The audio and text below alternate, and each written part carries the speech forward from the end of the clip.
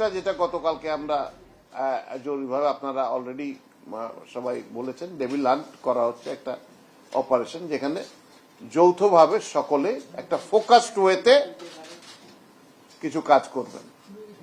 সে কাজের মধ্যে মূলত যে সমস্ত পকেট অফ রেমিনেন্স থেকে দেশে স্টেবল অবস্থাকে আনস্টেবল করার চেষ্টা করা হচ্ছে, সেটাকে আমরা নিউট্রালাইজ করব এবং এর জন্য আইন অনেক পন্থায় যে ব্যবস্থা নেওয়া দরকার সেগুলো নেব আমরা ইনশাআল্লাহ।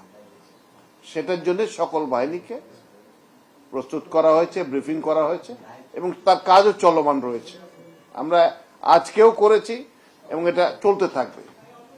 আইন প্রয়োগের ক্ষেত্রে আগে যে আকারে আইন প্রয়োগ করা হতো, আমরা তো ওই পথে হাঁটতে পারবো না।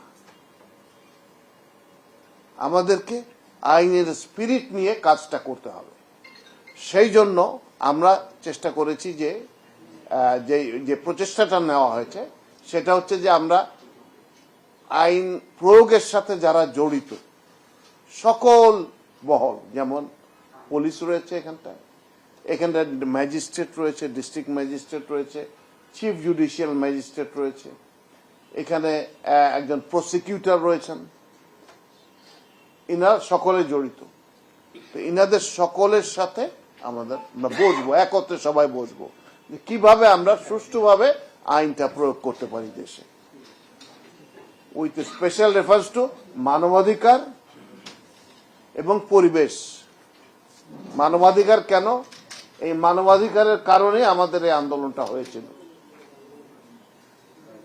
এবং আমরা চাই যে আমাদের ভবিষ্যৎ, আগামী সন্তানদের জন্য যেন একটা ভালো ভবিষ্যৎ রেখে যেতে পারি, আমাদের সিস্টেমের মধ্যে যেন একটা গুড প্র্যাকটিস আমরা রেখে যেতে পারি, আয়না ঘর যেন আর তৈরি না হয় কোনোদিন, এরকম পরিস্থিতি যেন সৃষ্টি না হয়।